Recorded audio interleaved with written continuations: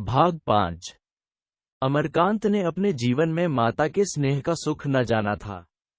जब उसकी माता का अवसान हुआ तब वह बहुत छोटा था। उस दूर अतीत की कुछ धुंधली सी और इसीलिए अत्यंत मनोहर और सुखद स्मृतियां शेष थीं। उसका वेदना में बाल रुदन सुनकर जैसे उसकी माता ने रेणुका देवी के रूप में स्वर्ग से आकर उसे गोद में उठा लिया। बालक अपना रोना धोना भूल गया और उस ममता भरी गोद में मोह छिपाकर दैवी सुख लूटने लगा। अमरकांत नहीं करता रहता और माता उसे पकड़कर उसके आगे मेवे और मिठाइयां रख देती। उसे इनकार न करते बनता। वह देखता, माता उसके लिए कभी कुछ पका रही है, कभी कुछ, और उसे खिलाकर कितनी प्रसन्न होती है, तो उसके हृदय में श्रद्धा की एक लहर सी उठने लगती है। वह कॉलेज से लौटकर सीधे रेणुका के पास जाता। वहां उसके लिए जलपान रखे हुए रेणुका उसकी बाट जोहती रहती। प्रातः का नाश्ता भी वह वहीं करता।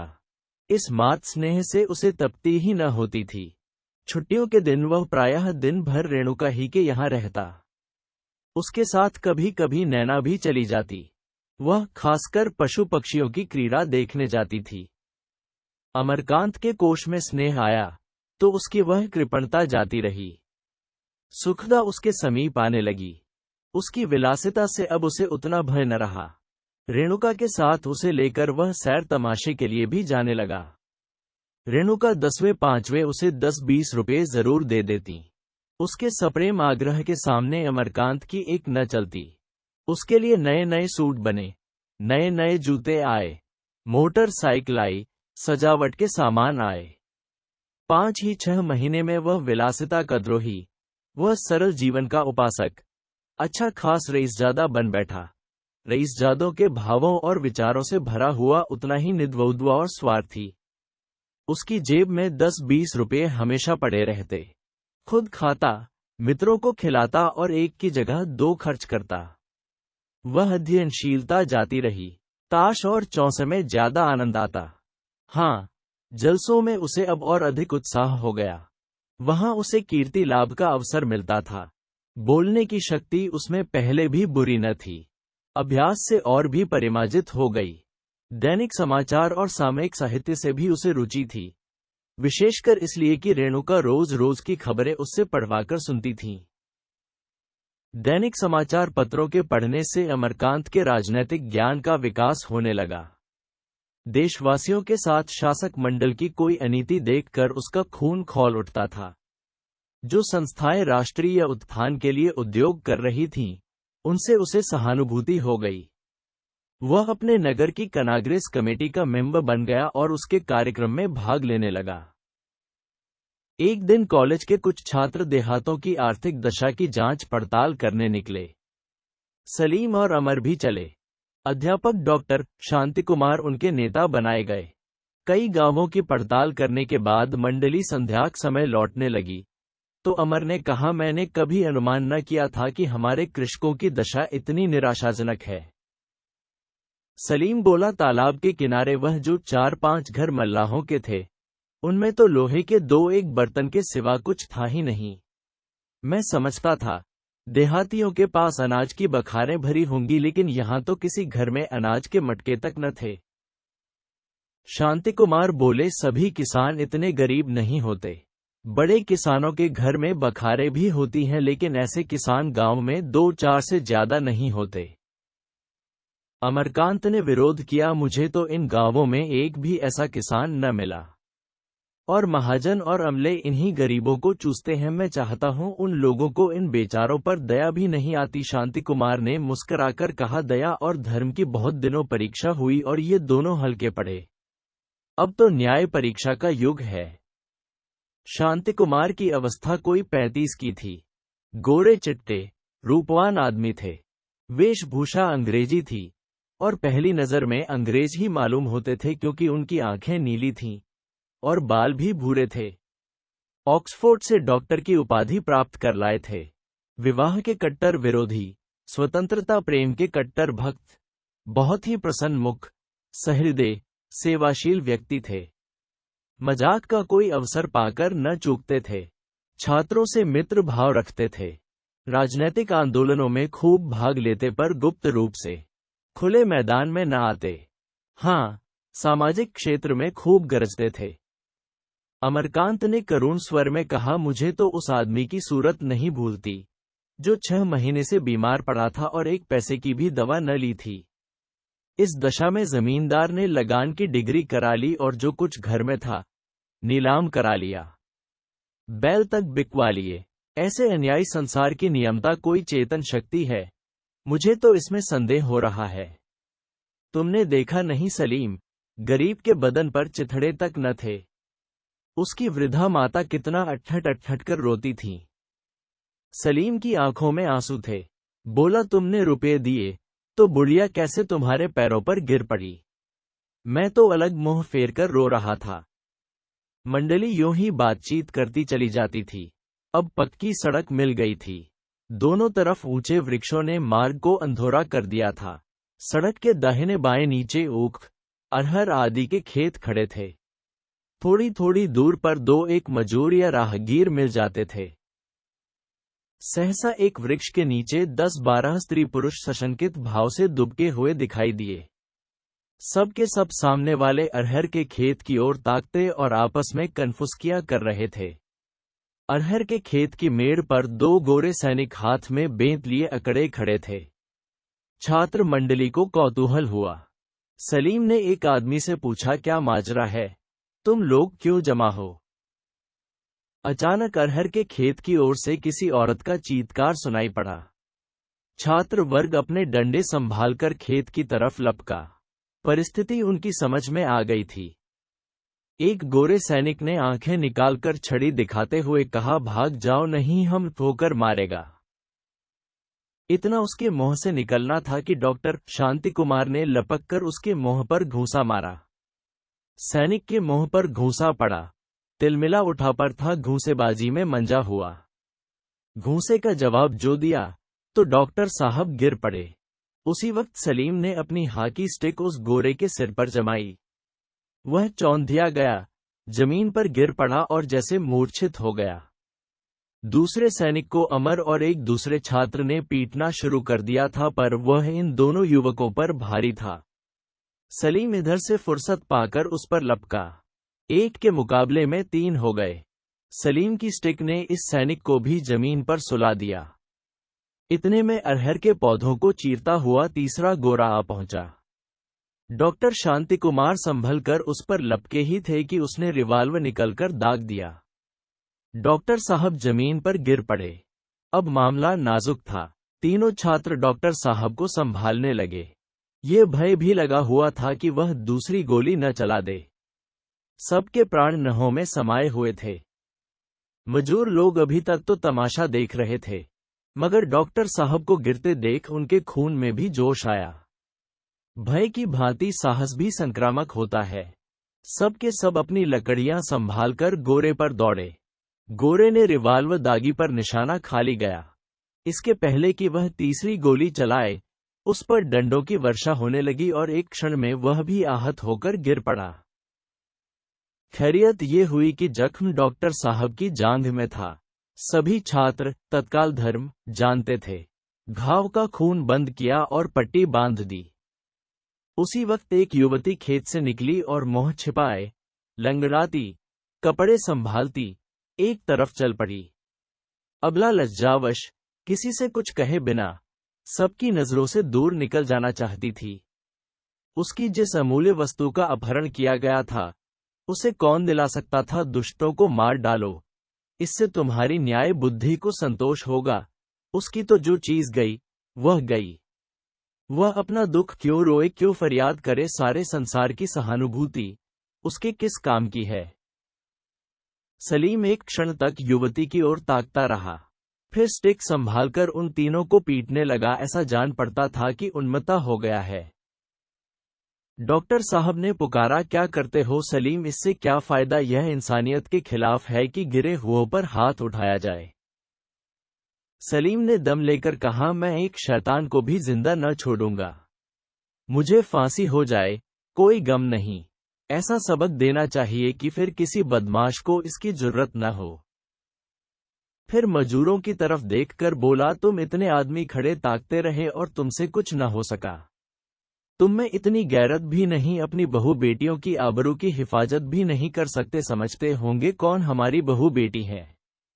इस देश में जितनी बेटियां हैं, जितनी बहुएं हैं, सब तुम्हारी बहुएं हैं।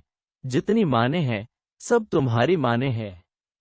तुम्हारी आंखों के सामने यह अनर्थ हुआ और तुम कायरों की तरह खड़े ताकते रहे। क्यों सबके सब जाकर मर नहीं गए? सहसा उसे ख्याल आ गया कि मैं आवेश में आकर इन गरीबों को फटकार बताने की अनाधिकार चेष्टा कर रहा हूं। वह चुप हो गया और कुछ लज्जित भी हुआ। समीप के एक गांव से बैलगाड़ी मंगाई गई। शांति कुमार को लोगों ने उठाकर उस पर लेटा दिया और गाड़ी चलने को हुई कि डॉक्टर साहब ने चौंककर पूछा, और उन तीनों आदमियों को क्या यहीं छोड़ जाओगे? सलीम ने मस्तक सिकोड़कर कहा, हम उनको लादकर ले जाने के जिम्मेदार नहीं हैं। मेरा तो जी चाहता है उन्हें खोदकर दफन कर दूं। आखिर डॉक्टर के बहुत समझाने के बाद सलीम राजी हुआ। तीनों गोरे भी गाड़ी पर लादे गए और गाड़ी चली। सबके सब मजूर अपराधियों की भांति सिर झुकाए कुछ दूर तक गाड़ी के पीछे पीछे चले। डॉक्टर ने उनको बहुत धन्यवाद देकर विदा किया। 9 बजते बजते समीप का रेलवे स्टेशन मिला। इन लोगों ने गोरों को तो वहीं पुलिस के चार्ज में छोड़ दिया और आप डॉक्टर साहब के साथ गाड़ी पर बैठकर घर चले। सलीम और अमर तो जरा देर में हंसने बोलने लगे। इस संग्राम की चर्चा करते उनकी जबान न थकती थी। स्टेशन मास्टर से कहा, गाड़ी में मुसाफिरों से कहा, रास्ते में जो मिला उससे कहा।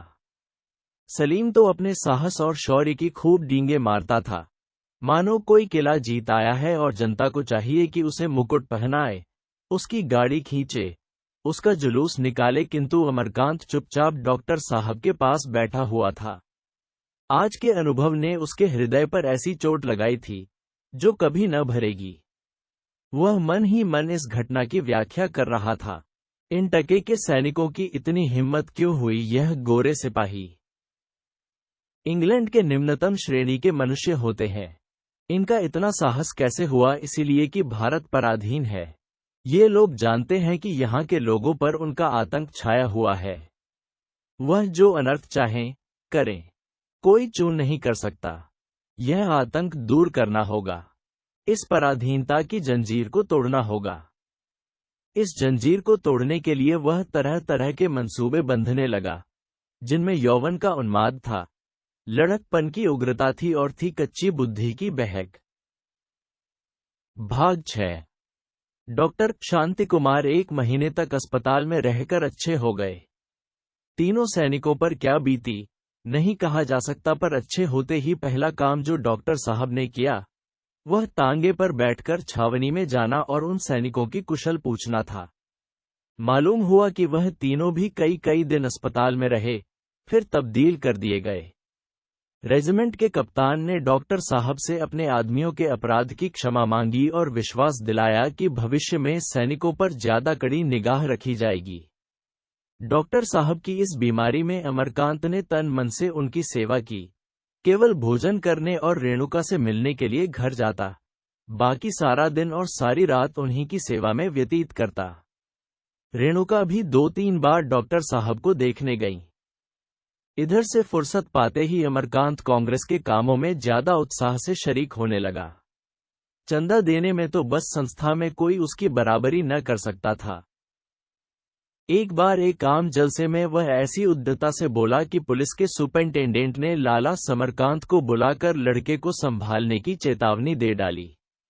लालाजी ने वहां से लौटकर खुद तो अमरकांत से कुछ न कहा, सुखदा और रेणुका दोनों से जड़ दिया। अमरकांत पर अब किसका शासन है वह खुद समझते थे। इधर बेटे से वह स्नेह करने लगे थे। हर महीने पढ़ाई का खर्च देना पड़ता था, तब उसका स्कूल जाना उन्हें जहर लगता था। काम में लगाना चाहते थे और उसके काम न करने पर बिगड़ते थे।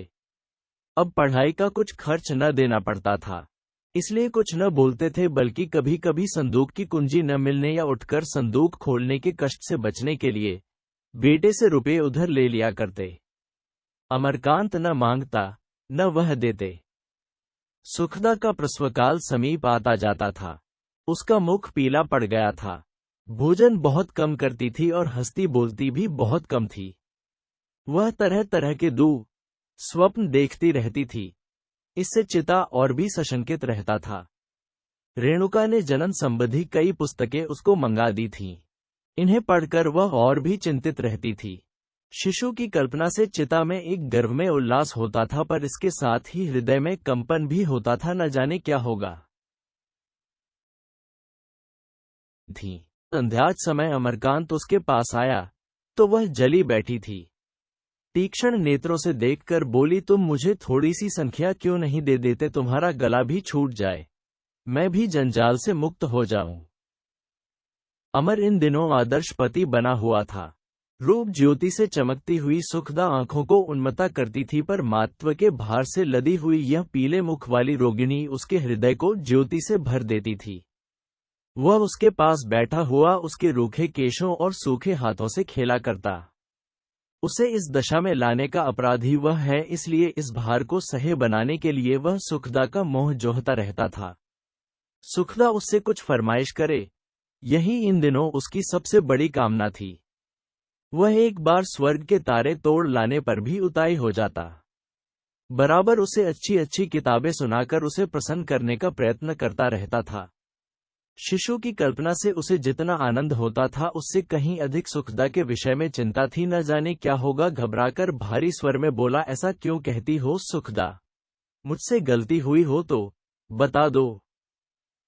सुखदा लेटी हुई थी, तकिए के सहारे टेक लगाकर बोली, तुम आम जलसों में कड़ी कड़ी स्पीचें देते फिरते हो। इसका इसके सिवा और क्या मतलब है कि तुम पकड़े जाओ और अपने साथ घर को भी ले डूबो। दादा से पुलिस के किसी बड़े अफसर ने कहा है, तुम उनकी कुछ मदद तो करते नहीं, उल्टे और उनके किए कराए को धूल में मिलाने को तुले बैठे हो। मैं तो आप ही अपनी जान से मर रही हूं, उस पर तुम्हारी यह चाल और भी मारे डालती है। महीने भर डॉक्टर साहब के पीछे हलकान हुए, उधर से छुट्टी मिली तो यह पचड़ा ले बैठे। क्या तुमसे शांतिपूर्वक नहीं बैठा जाता? तुम अपने मालिक नहीं हो कि जिस राह चाहो जाओ। तुम्हारे पांव में बेड़ियां हैं, क्या अब भी तुम्हारी आंखें नहीं खुलती? अमरकांत ने अपनी सफाई दी, मैंने तो कोई ऐसी स्पीच नहीं दी जो कड़ी कही जा सके। तो दादा झूठ कहते थे। इसका तो यह अर्थ है कि मैं अपना मोह सी लूं। हाँ, तुम्हें अपना मोह सीना पड़ेगा। दोनों एक क्षण भूमि और आकाश की ओर ताकते रहे। तब अमरकांत ने परास्त होकर कहा, अच्छी बात है, आज से अपना मोह सी लूंगा। फिर तुम्हारे सामने ऐसी शिकायत आए तो मेरे कान पकड़ना। सुखदा नर्म होकर बोली, तुम नाराज होकर यह प्रण नहीं कर रहे हो, मैं तुम्हारी अप्रसन्नता से थर थर कांपती हूं। मैं भी जानती हूं कि हम लोग पराधीन हैं। पराधीनता मुझे भी उतनी ही अखरती है जितनी तुम्हें। हमारे पांवों में तो दोहरी बेड़ियां हैं, समाज की अलग, सरकार की अलग, लेकिन आगे पीछे भी तो देखना होता है। देश के साथ हमारा जो धर्म है वह और प्रबल रूप में पिता के साथ है, और उससे भी प्रबल रूप में अपनी संतान के साथ। पिता को दुखी और संतान को निस्सहाय छोड़कर देश धर्म का पालन ऐसा ही है जैसे कोई अपने घर में आग लगाकर खुले आकाश में रहे। जिस शिशु को मैं अपना हृदय रक्त पिला पिलाकर पाल रही हूं, उसे मैं चाहती हूं तुम भी अपना सर्वस्व समझो। तुम्हारे सारे स्नेह और निष्ठा का मैं एकमात्र उसी को अधिकारी देखना चाहती हूं। अमरकांत सिर झुकाए यह उपदेश सुनता रहा। उसकी आत्मा लज्जित थी और उसे धिक्कार रही थी। उसने सुखदा और शिशु दोनों ही के साथ अन्याय किया है। शिशु का कल्पना चित्र उसी आंखों में खींच गया। वह नवनीत सा कोमल शिशु उसकी गोद में खेल रहा था। उसकी संपूर्ण चेतना इसी कल्पना में मग्न हो गई। दीवार पर शिशु कृष्ण का एक सुंदर चित्र लटक रहा था। उस चित्र में आज उसे जितना मार्मिक आनंद हुआ, उतना और कभी न हुआ था। उसकी आंखें सजल हो गईं। दीवार ने उसे एक पान का बीड़ा देते हुए कहा, अम्मा कहती हैं, बच्चे को लेकर मैं लखनऊ चली जाऊंगी। मैंने कहा, अम्मा, तुम्हें बुरा लगे या भला, मैं अपना बालक न दूंगी। अमरकांत ने उत्सुक होकर पूछा, तो बिगड़ी होंगी? नहीं जी, बिगड़ने की क्या बात थी। हाँ, उन्हें कुछ बुरा जरूर लगा होगा, लेकिन मैं दिल्लगी में भी अपने सर्वस्व को नहीं छोड़ सकती। दादा ने पुलिस कर्मचारी की बात अम्मा से भी कही होगी।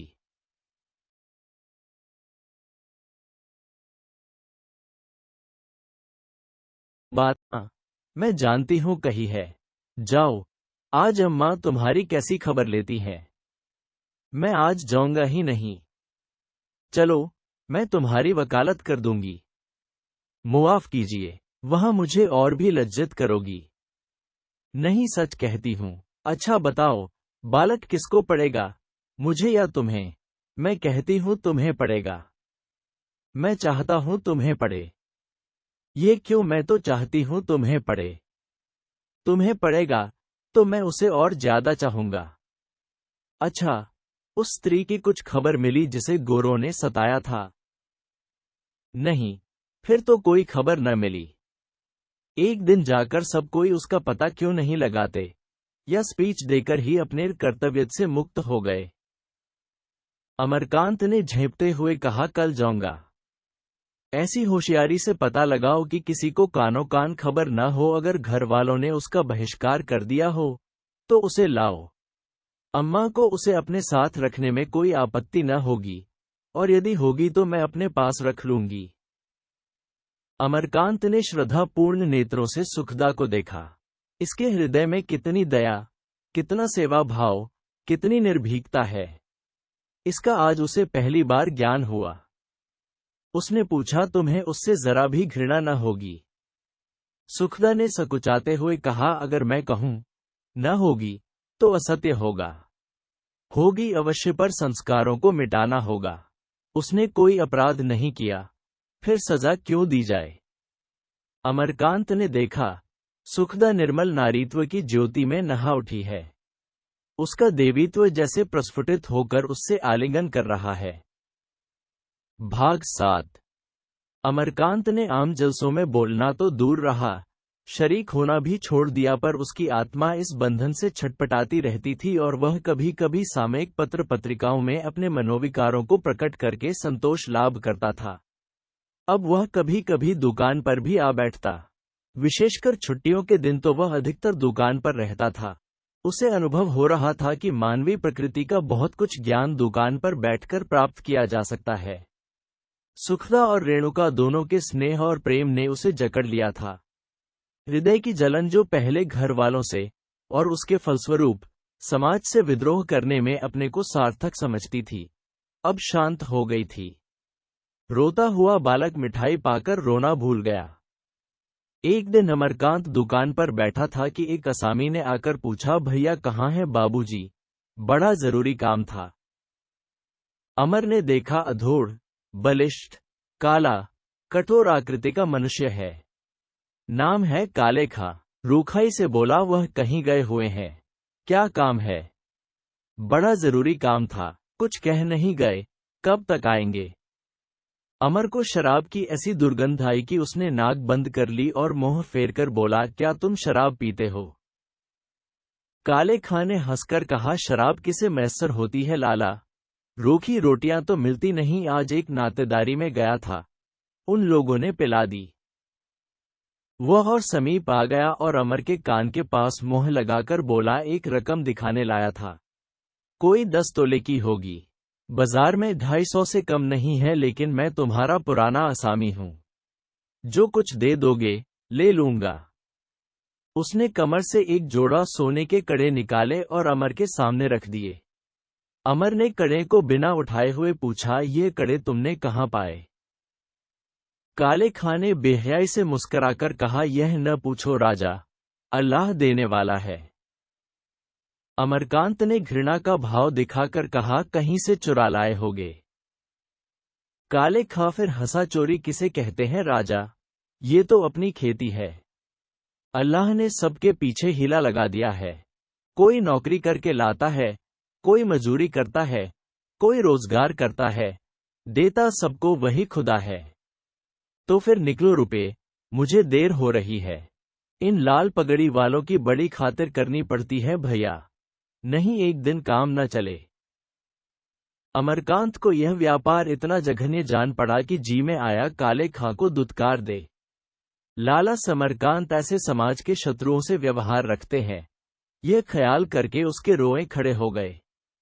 उसे उस दुकान से, उस मकान से, उस वातावरण से, यहां तक कि स्वयं अपने आप से घृणा होने लगी। बोला, मुझे इस चीज की जरूरत नहीं है, इसे ले जाओ, नहीं मैं पुलिस में इत्तला कर दूंगा। फिर इस दुकान पर ऐसी चीज लेकर न आना, कह देता हूं। काले खां जरा भी विचलित न हुआ। बोला, ये तो तुम बिल्कुल नई बात कहते हो भैया। लाला इस नीति पर चलते तो आज महाजन न होते। हजारों रुपए की चीज तो मैं ही दे गया होगा। अंगनू, महाजन, भिखारी, हींगर, सभी से लाला का व्यवहार है। कोई चीज हाथ लगी और आंख बंद करके यहां चले आए, दाम लिया और घर की राह ली। इसी दुकान से बाल बच्चों का पेट चलता है। कांटा निकलकर तौल लो, 10 तोले से कुछ ऊपर ही निकलेगा, मगर यहां पुरानी जजमानी है, लाओ 150 ही दो, अब कहां दौड़ते फिरें। अमर ने दृढ़ता से कहा, मैंने कह दिया, मुझे इसकी जरूरत नहीं। पछताओगे लाला, खड़े खड़े 250 में बेच लोगे। क्यों सिर खा रहे हो, मैं इसे नहीं लेना चाहता। अच्छा लाओ, 100 ही रुपए दे दो। अल्लाह जानता है, बहुत बल खाना पड़ रहा है, पर एक बार घाटा ही सही।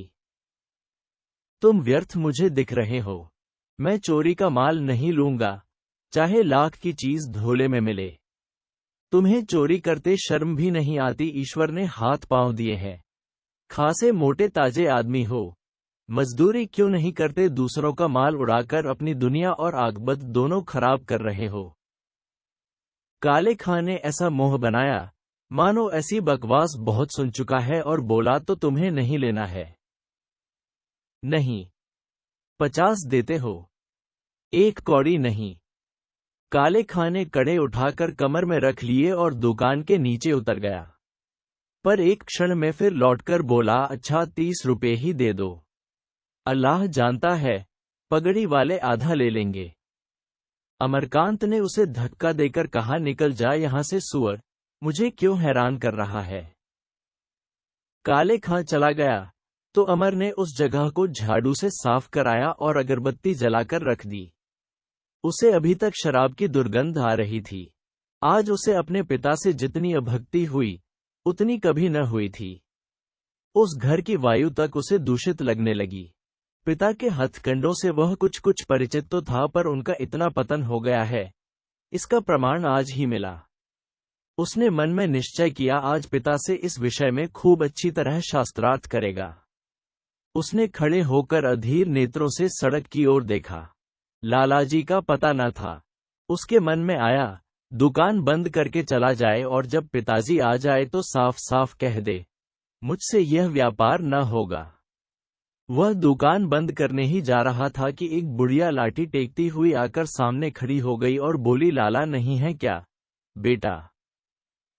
बुढ़िया के बाल सन हो गए थे, देह की हड्डियां तक सूख गई थीं। जीवन यात्रा के उस स्थान पर पहुंच गई थी जहां से उसका आकार मात्र दिखाई देता था, मानो 2-1 क्षण में वह अदृश्य हो जाएगी। अमरकांत के जी में पहले तो आया कि कह दे, लाला नहीं है, वह आए तब आना, लेकिन बुढ़िया के पिचके हुए मुख पर ऐसी करुण याचना, ऐसी शून्य निराशा छाई हुई थी कि उसे उस पर दया आ गई। बोला, लालाजी से क्या काम है, वह तो कहीं गए हुए हैं।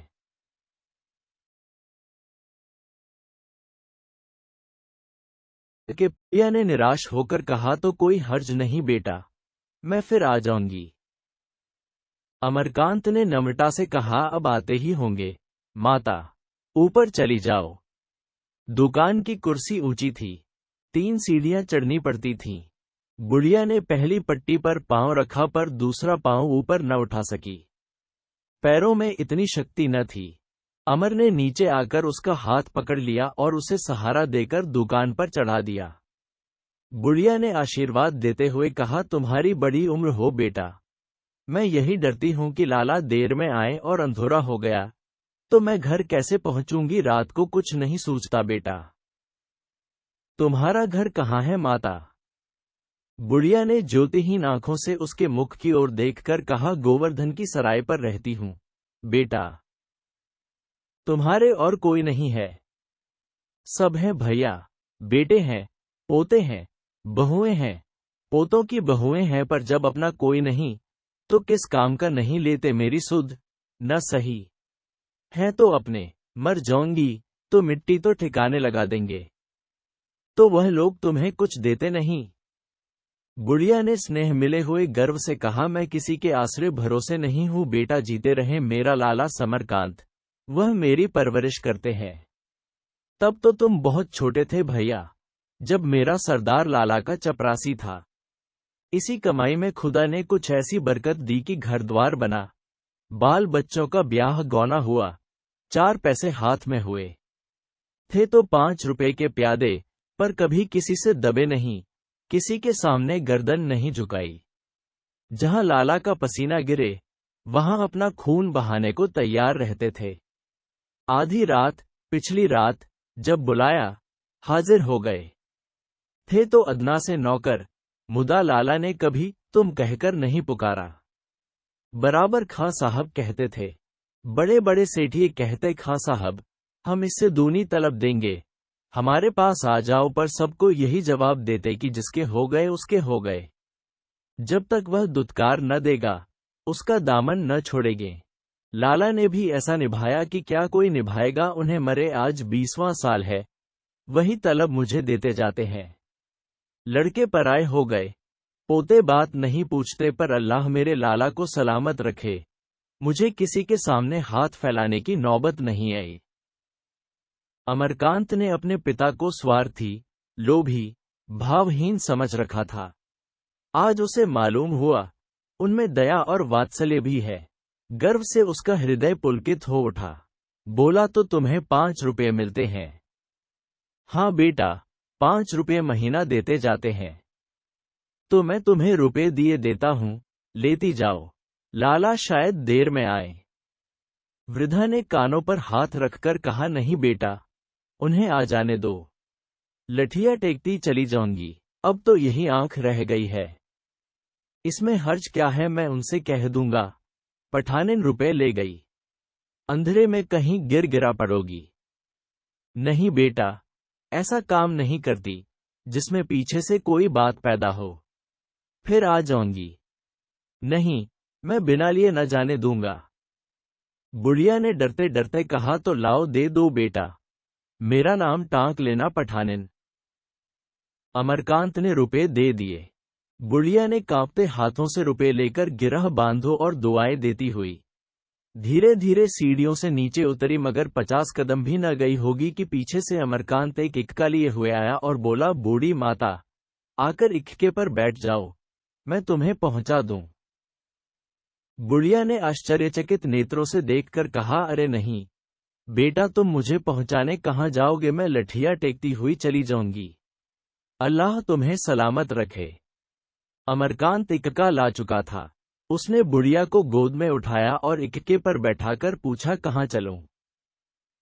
बुढ़िया ने इक्के के डंडों को मजबूती से पकड़कर कहा, गोवर्धन की सराय चलो बेटा, अल्लाह तुम्हारी उम्र दराज करे। मेरा बच्चा इस बुढ़िया के लिए इतना हैरान हो रहा है, इतनी दूर से दौड़ा आया। पढ़ने जाते हो न बेटा, अल्लाह तुम्हें बड़ा दर्जा दे। 15-20 मिनट में इक्का गोवर्धन की सराय पहुंच गया। सड़क के दाहिने हाथ एक गली थी, वहीं बुढ़िया ने इक्का रोकवा दिया और उतर पड़ी। इक्का आगे न जा सकता था, मालूम पड़ता था अंधेरे ने मुंह पर तारकोल पोत लिया है। अमरकांत ने इक्के को लौटाने के लिए कहा, तो बुढ़िया बोली, नहीं मेरे लाल, इतनी दूर आए हो तो पल भर मेरे घर भी बैठ लो, तुमने मेरा कलेजा ठंडा कर दिया। गली में बड़ी दुर्गंध थी, गंदे पानी के नाले दोनों तरफ बह रहे थे। घर प्रायः सभी कच्चे थे। गरीबों का मोहल्ला था। शहरों के बाजारों और गलियों में कितना अंतर है, एक फूल है सुंदर, स्वच्छ, सुगंधमय, दूसरी जड़ है कीचड़ और दुर्गंध से भरी, टेढ़ी मेढ़ी, लेकिन क्या फूल को मालूम है कि उसकी हस्ती जड़ से है। बुढ़िया ने एक मकान के सामने खड़े होकर धीरे से पुकारा, सकीना, अंदर से आवाज आई, आती हूं अम्मा, इतनी देर कहाँ लगाई। एक क्षण में सामने का द्वार खुला और एक बालिका हाथ में मिट्टी के तेल की कुप्पी लिए द्वार पर खड़ी हो गई। अमरकांत बुढ़िया के पीछे खड़ा था। उस पर बालिका की निगाह न पड़ी, लेकिन बुढ़िया आगे बढ़ी तो सकीना ने अमर को देखा। तुरंत ओढ़नी में मुंह छिपाती हुई पीछे हट गई और धीरे से पूछा, ये कौन है अम्मा? बुढ़िया ने कोने में अपनी लकड़ी रख दी और बोली, लाला का लड़का है, मुझे पहुंचाने आया है। ऐसा नेक शरीफ लड़का तो मैंने देखा ही नहीं। उसने अब तक का सारा वृतांत अपने आशीर्वादों से भरी भाषा में कह सुनाया और बोली, आंगन में खाट डाल दे बेटी, जरा बुला लूं, थक गया होगा। सकीना ने एक टूटी सी खाट आंगन में डाल दी और उस पर एक सड़ी सी चादर बिछाती हुई बोली, इस खटोले पर क्या बिठाओगी अम्मा? मुझे तो शर्म आती है। बुढ़िया ने जरा कड़ी आंखों से देखकर कहा, शर्म की क्या बात है, इसमें हमारा हाल क्या इनसे छिपा है। उसने बाहर जाकर अमरकांत को बुलाया। द्वार एक पर्दे की दीवार में था। उस पर एक टाट का गटा पुराना पर्दा पड़ा हुआ था। द्वार के अंदर कदम रखते ही एक आंगन था, जिसमें मुश्किल से 2 खटोले पड़ सकते थे। सामने खपरेल का एक नीचा सायबान था और सायबान के पीछे एक कोठरी थी, जो इस वक्त अंधेरी पड़ी हुई थी। सायबान में एक किनारे चूल्हा बना हुआ था और टीन और मिट्टी के 2-4 बर्तन, एक घड़ा और एक मटका रखे हुए थे। चूल्हे में आग जल रही थी और तवा रखा हुआ था। अमर ने खाट पर बैठते हुए कहा, यह घर तो बहुत छोटा है, इसमें गुजर कैसे होती है? बुढ़िया खाट के पास जमीन पर बैठ गई और बोली, बेटा, अब तो 2 ही आदमी हैं। नहीं, इसी घर में एक पूरा कुनबा रहता था। मेरे 2 बेटे, 2 बहुएं, उनके बच्चे, सब इसी घर में रहते थे। इसी में सबों के शादी ब्याह हुए और इसी में सब मर भी गए। उस वक्त यह ऐसा गुलजार लगता था कि तुमसे क्या कहूं, अब मैं हूं और मेरी यह पोती है, और सबको अल्लाह ने बुला लिया। पकाते हैं और पड़े रहते हैं। तुम्हारे पठान के मरते ही घर में जैसे झाड़ू फिर गई। अब तो अल्लाह से यही दुआ है कि मेरे जीते जी यह किसी भले आदमी के पाले पड़ जाए, तब अल्लाह से कहूंगी कि अब मुझे उठा लो। तुम्हारे यार दोस्त तो बहुत होंगे बेटा, अगर शर्म की बात न समझो तो किसी से जिक्र करना। कौन जाने तुम्हारे ही हीले से कहीं बातचीत ठीक हो जाए। सकीना कुर्ता पाजामा पहने, ओढ़नी से माथा छिपाए सायबान में खड़ी थी। बुढ़िया ने जो ही उसकी शादी की चर्चा छेड़ी, वह चूल्हे के पास जा बैठी और आटे को अंगुलियों से गोदने लगी। वह दिल में झुंझला रही थी कि अम्मा क्यों इनसे मेरा दुखड़ा ले बैठी, किससे कौन बात कहनी चाहिए, कौन बात नहीं, इसका इन्हें जरा भी लिहाज नहीं। जो ऐरा गैरा आ गया, उसी से शादी का पचड़ा गाने लगी। और सब बातें गईं, बस एक शादी रह गई। उसे क्या मालूम कि अपनी संतान को विवाहित देखना बुढ़ापे की सबसे बड़ी अभिलाषा है। अमरकांत ने मन में मुसलमान मित्रों का सिंहावलोकन करते हुए कहा, मेरे मुसलमान दोस्त ज्यादा तो नहीं हैं, लेकिन जो 2-1 हैं, उनसे मैं जिक्र करूंगा। वृद्धा ने चिंतित भाव से कहा, वह लोग धनी होंगे? हाँ, सभी खुशहाल हैं। तो भला धनी लोग गरीबों की बात क्यों पूछेंगे? हालांकि हमारे नबी का हुक्म है कि शादी ब्याह में अमीर गरीब का विचार न होना चाहिए, पर उनके हुक्म को कौन मानता है? नाम के मुसलमान, नाम के हिंदू रह गए हैं। न कहीं सच्चा मुसलमान नजर आता है, न सच्चा हिंदू। मेरे घर का तो तुम पानी भी न पियोगे बेटा, तुम्हारी क्या खातिर करूं? सकीना से, बेटी, तुमने जो रूमाल काढ़ा है वह लाकर भैया को दिखाओ, शायद इन्हें पसंद आ जाए। और हमें अल्लाह ने किस लायक बनाया है। सकीना रसोई से निकली और एक ताक पर से सिगरेट का एक बड़ा सा बक्स उठा लाई और उसमें से वह रूमाल निकालकर सिर झुकाए झिझकती हुई बुढ़िया के पास आ रूमाल रख तेजी से चली गई। अमरकांत आंखें झुकाए हुए था, पर सकीना को सामने देखकर आंखें नीची न रह सकी। एक रमणी सामने खड़ी हो तो उसकी ओर से मुंह फेर लेना कितनी भली बात है। सकीना का रंग सावला था और रूपरेखा देखते हुए वह सुंदरी न कही जा सकती थी। अंग प्रत्यंग का गठन भी कवि वर्णित उपमाओं से मेल न खाता था, पर रंग रूप, चाल ढाल, शील संकोच, इन सबने मिलजुल कर उसे आकर्षक शोभा प्रदान कर दी थी।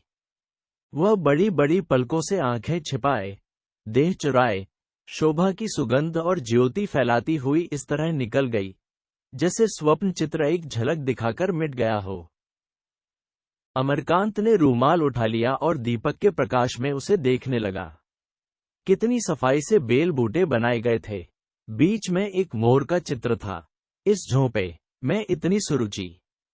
चकित होकर बोला, ये तो खूबसूरत रूमाल है। माताजी सकीना काढ़ने के काम में बहुत होशियार मालूम होती है।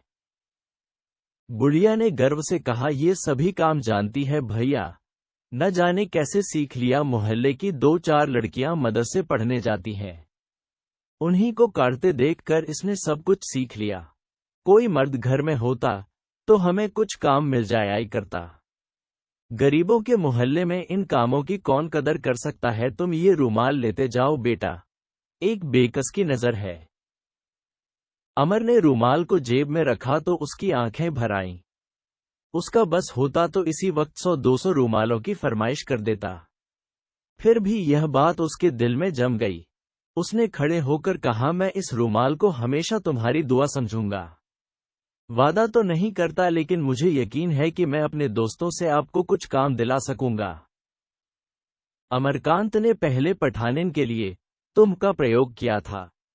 चलते समय तक वह तुम आप में बदल गया था। सुरुचि, सुविचार, सद्भाव, उसे यहाँ सब कुछ मिला। हाँ, उस पर विपन्नता का आवरण पड़ा हुआ था। शायद सकीना ने ये आप और तुम का विवेक उत्पन्न कर दिया था। अमर उठ खड़ा हुआ। बुढ़िया आंचल फैलाकर उसे दुआएं देती रही। भाग 8। अमरकांत 9 बजते बजते लौटा तो लाला समरकांत ने पूछा, तुम दुकान बंद करके कहाँ चले गए थे? इसी तरह दुकान पर बैठा जाता है। अमर ने सफाई दी। बुढ़िया पठानिन रुपए लेने आई थी।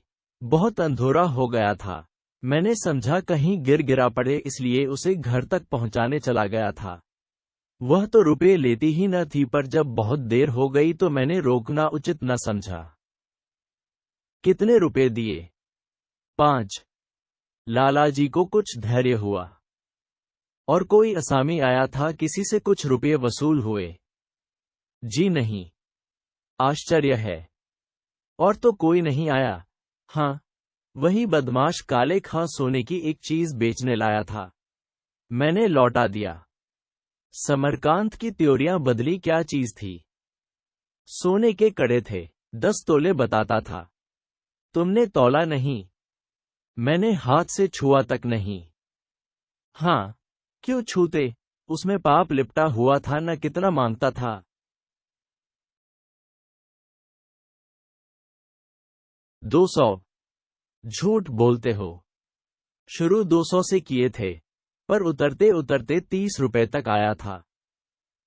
लालाजी की मुद्रा कठोर हो गई। फिर भी तुमने लौटा दिए। और क्या करता? मैं तो उसे सेंत में भी न लेता। ऐसा रोजगार करना मैं पाप समझता हूं। समरकांत क्रोध से विकृत होकर बोले, चुप रहो। शर्माते तो नहीं? ऊपर से बातें बनाते हो। 150 रुपए बैठे बैठाए मिलते थे, वह तुमने धर्म के घमंड में खो दिए। उस पर से अकड़ते हो। जानते भी हो धर्म है क्या चीज? साल में एक बार भी गंगा स्नान करते हो, एक बार भी देवताओं को जल चढ़ाते हो, कभी राम का नाम लिया है जिंदगी में, कभी एकादशी या कोई दूसरा व्रत रखा है, कभी कथा पुराण पढ़ते या सुनते हो? तुम क्या जानो धर्म किसे कहते हैं? धर्म और चीज है, रोजगार और चीज। छी! साफ 150 फेंक दिए। चंद्रकांत धर्म की इस व्याख्या पर मन ही मन हंसकर बोला, आप गंगा स्नान, पूजा पाठ को मुख्य धर्म समझते हैं। मैं सच्चाई, सेवा और परोपकार को मुख्य धर्म समझता हूँ। स्नान, ध्यान, पूजा, व्रत धर्म के साधन मात्र हैं, धर्म नहीं। समरकांत ने मोह चिढ़ाकर कहा, ठीक कहते हो, बहुत ठीक। अब संसार तुम्ही को धर्म का आचार्य मानेगा। अगर तुम्हारे धर्म मार्ग पर चलता तो आज मैं भी लंगोटी लगाए घूमता होता। तुम भी यो महल में बैठकर मौज न करते होते। 4 अक्षर अंग्रेजी पढ़ ली न, यह उसी की विभूति है। लेकिन मैं ऐसे लोगों को भी जानता हूँ जो अंग्रेजी के विद्वान होकर अपना धर्म कर्म निभाए जाते हैं। साफ 150 पानी में डाल दिए। अमरकांत ने अधीर होकर कहा, आप बार बार उसकी चर्चा क्यों करते हैं? मैं चोरी और डाके के माल का रोजगार न करूंगा, चाहे आप खुश हो या नाराज। मुझे ऐसे रोजगार से घृणा होती है। तो मेरे काम में वैसी आत्मा की जरूरत नहीं। मैं ऐसी आत्मा चाहता हूं जो अवसर देखकर हानि लाभ का विचार करके काम करे। धर्म को मैं हानि लाभ की तराजू पर नहीं तौल सकता। इस वज्र मूर्खता की दवा चांटे के सिवा और कुछ न थी। लालाजी खून का घूंट पीकर रह गए। अमर हष्ट पुष्ट न होता तो आज उसे धर्म की निंदा करने का मजा मिल जाता। बोले, बस तुम ही तो संसार में एक धर्म के ठेकेदार रह गए हो और सब तो अधर्मी है। वही माल जो तुमने अपने घमंड में लौटा दिया, तुम्हारे किसी दूसरे भाई ने 2-4 रुपए कम बेच देकर ले लिया होगा। उसने तो रुपए कमाए, तुम नींबू नून चाट कर रह गए। 150 रुपए तब मिलते हैं जब 150 थान कपड़ा या 150 बोरे चीनी बिक जाए। मोह का कौर नहीं है, अभी कमाना नहीं पड़ा है, दूसरों की कमाई से चैन उड़ा रहे हो, तभी ऐसी बातें सूझती हैं। जब अपने सिर पड़ेगी तब आंखें खुलेंगी। अमर अब भी कायल न हुआ। बोला, मैं कभी यह रोजगार न करूंगा। लालाजी को लड़के की मूर्खता पर क्रोध की जगह क्रोध मिश्रित दया आ गई। बोले, तो फिर कौन रोजगार करोगे? कौन रोजगार है जिसमें तुम्हारी आत्मा की हत्या न हो? लेन देन, सूद बकरा, अनाज कपड़ा, तेल घी, सभी रोजगारों में दांव घात है। जो दांव घात समझता है वह नगा उठाता है, जो नहीं समझता उसका दिवाला पिट जाता है। मुझे कोई ऐसा रोजगार बता दो जिसमें झूठ न बोलना पड़े, बेईमानी न करनी पड़े। इतने बड़े बड़े हाकिम हैं, बताओ कौन घूस नहीं लेता? एक सीधी सी नकल लेने जाओ तो 1 रुपया लग जाता है। बिना तहरीर लिए थानेदार रपट तक नहीं लिखता। कौन वकील है जो झूठे गवाह नहीं बनाता? लीडरों ही में कौन है जो चंदे के रुपये में नोच खसोट न करता हो? माया पर तो संसार की रचना हुई है, इससे कोई कैसे बच सकता है? अमर ने उदासीन भाव से सिर हिलाकर कहा, अगर रोजगार का ये हाल है तो मैं रोजगार करूंगा ही नहीं। तो घर गिरस्ती कैसे चलेगी? कुएं में पानी की आमद न हो तो कई दिन पानी निकले। अमरकांत ने इस विवाद का अंत करने के इरादे से कहा, मैं भूखों मर जाऊंगा पर आत्मा का गला न घोटूंगा। तो क्या मजूरी करोगे? मजूरी करने में कोई शर्म नहीं है। समरकांत ने हथौड़े से काम चलते न देखकर घन चलाया। शर्म चाहे न हो पर तुम कर न सकोगे। कहो लिख दो, मुंह से बक देना सरल है, कर दिखाना कठिन होता है। चोटी का पसीना एड़ी तक आता है तब 4 गंडे पैसे मिलते हैं। मजूरी करेंगे 1 घड़ा पानी तो अपने हाथों खींचा नहीं जाता। 4 पैसे की भाजी लेनी होती है तो नौकर लेकर चलते हैं, यह मजूरी करेंगे। अपने भाग्य को सराहो कि मैंने कमाकर रख दिया है, तुम्हारा क्या कुछ न होगा। तुम्हारी इन बातों से ऐसा जी जलता है कि सारी जायदाद कृष्णार्पण कर दो, फिर देखो तुम्हारी आत्मा किधर जाती है।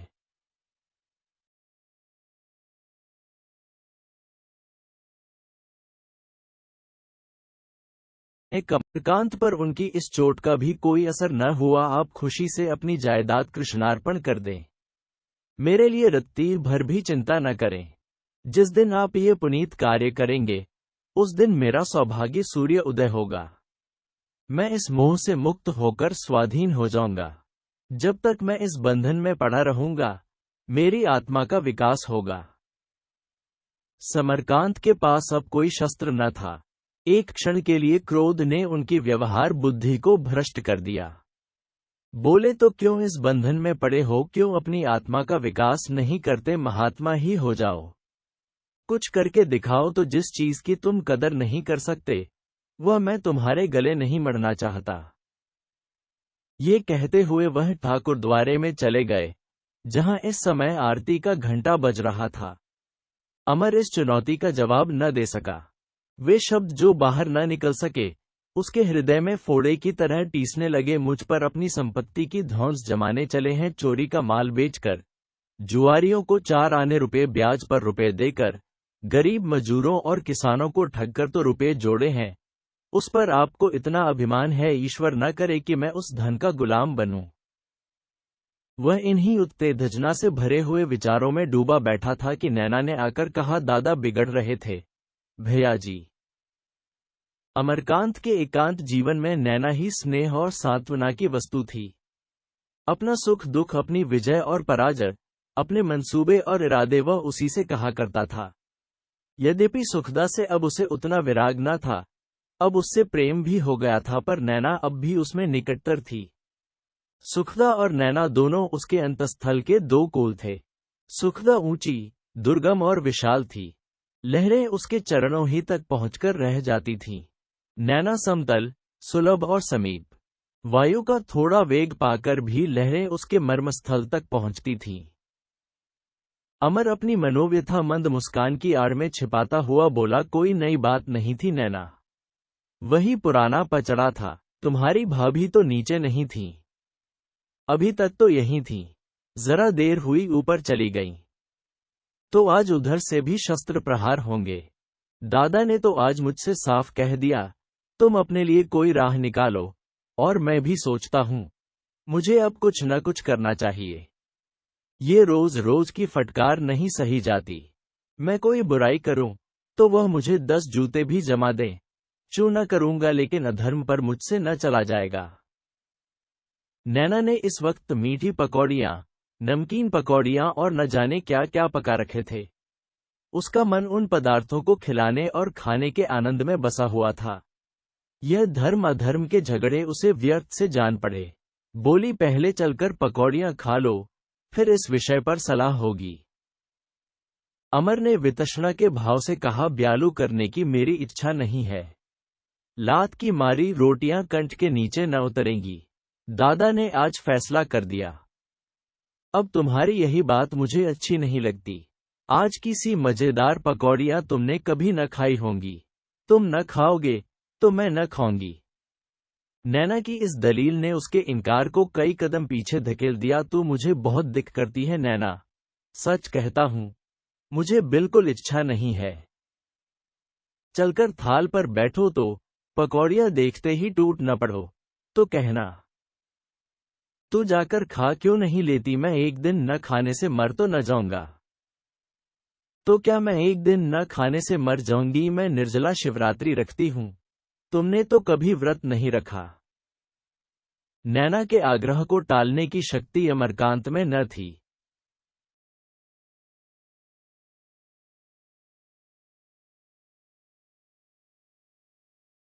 आला समरकांत रात को भोजन न करते थे, इसलिए भाई, भावज, बहन साथ ही खा लिया करते थे। अमर आंगन में पहुंचा तो नैना ने भाभी को बुलाया।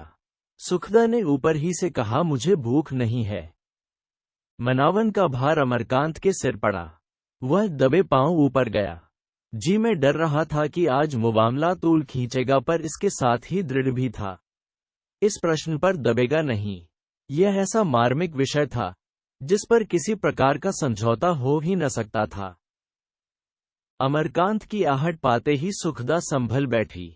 उसके पीले मुख पर ऐसी करुण वेदना झलक रही थी कि एक क्षण के लिए अमरकांत चंचल हो गया। अमरकांत ने उसका हाथ पकड़कर कहा, चलो भोजन कर लो, आज बहुत देर हो गई। भोजन पीछे करूंगी, पहले मुझे तुमसे एक बात का फैसला करना है। तुम आज फिर दादाजी से लड़ पड़े। दादाजी से मैं लड़ पड़ा या उन्हीं ने मुझे अकारण डांटना शुरू किया?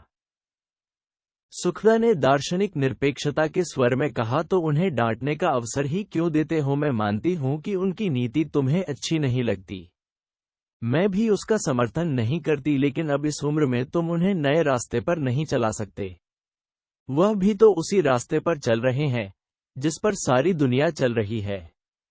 तुमसे जो कुछ हो सके उनकी मदद करो। जब वह न रहेंगे उस वक्त अपने आदर्शों का पालन करना, तब कोई तुम्हारा हाथ न पकड़ेगा।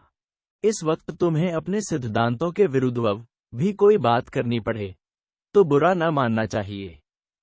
उन्हें कम से कम इतना संतोष तो दिला दो कि उनके पीछे तुम उनकी कमाई लुटा न दोगे। मैं आज तुम दोनों की बातें सुन रही थी, मुझे तो तुम्हारी ही ज्यादती मालूम होती थी। अमरकांत उसके प्रसव भार पर चिंता भार न लादना चाहता था, पर प्रसंग ऐसा आ पड़ा था कि वह अपने को निर्दोष ही करना आवश्यक समझता था। बोला, उन्होंने मुझसे साफ साफ कह दिया, तुम अपनी फिक्र करो, उन्हें अपना धन मुझसे ज्यादा प्यारा है। यही कांटा था जो अमरकांत के हृदय में चुभ रहा था। सुखदा के पास जवाब तैयार था, तुम्हें भी तो अपना सिद्धांत अपने बाप से ज्यादा प्यारा है, उन्हें तो मैं कुछ नहीं कहती। अब 60 बरस की उम्र में उन्हें उपदेश नहीं दिया जा सकता। कम से कम तुमको यह अधिकार नहीं है। तुम्हें धन काटता हो, लेकिन मनस्वी वीर पुरुषों ने सदैव लक्ष्मी की उपासना की है। संसार को पुरुषार्थियों ने ही भोगा है और हमेशा भोगेंगे। त्याग गृहस्थों के लिए नहीं है, सन्यासियों के लिए है। अगर तुम्हें त्यागव्रत लेना था तो विवाह करने की जरूरत न थी, सिर मुड़ाकर किसी साधु संत के चेले बन जाते, फिर मैं तुमसे झगड़ने न आती। अब ओखली में सिर डालकर तुम मूसलों से नहीं बच सकते। गृहस्थी के चरखे में पड़कर बड़े बड़ों की नीति भी स्खलित हो जाती है। कृष्ण और अर्जुन तक को एक नए तर्क की शरण लेनी पड़ी। अमरकांत ने इस ज्ञानोपदेश का जवाब देने की जरूरत न समझी। ऐसी दलीलों पर गंभीर विचार किया ही नहीं जा सकता था। बोला, तो तुम्हारी सलाह है कि सन्यासी हो जाऊं। सुखदा चिढ़ गई, अपनी दलीलों का यह अनादर न सह सकी। बोली, कायरों को इसके सिवाय और सूझ ही क्या सकता है, धन कमाना आसान नहीं है। व्यवसायियों को जितनी कठिनाइयों का सामना करना पड़ता है, वह अगर सन्यासियों को झेलनी पड़े तो सारा सन्यास भूल जाए। किसी भले आदमी के द्वार पर जाकर पड़े रहने के लिए बल, बुद्धि, विद्या, साहस किसी की भी जरूरत नहीं। धनोपार्जन के लिए खून जलाना पड़ता है, मांस सुखाना पड़ता है। सहज काम नहीं है। धन कहीं पड़ा नहीं है कि जो चाहे बटोर लाए। अमरकांत ने उसी विनोदी भाव से कहा, मैं तो दादा को गद्दी पर बैठे रहने के सिवाय और कुछ करते नहीं देखता। और भी जो बड़े बड़े सेठ साहूकार हैं, उन्हें भी फूलकर कुप्पा होते ही देखा है। रक्त और मांस तो मजदूर ही जलाते हैं, जिसे देखो कंकाल बना हुआ है।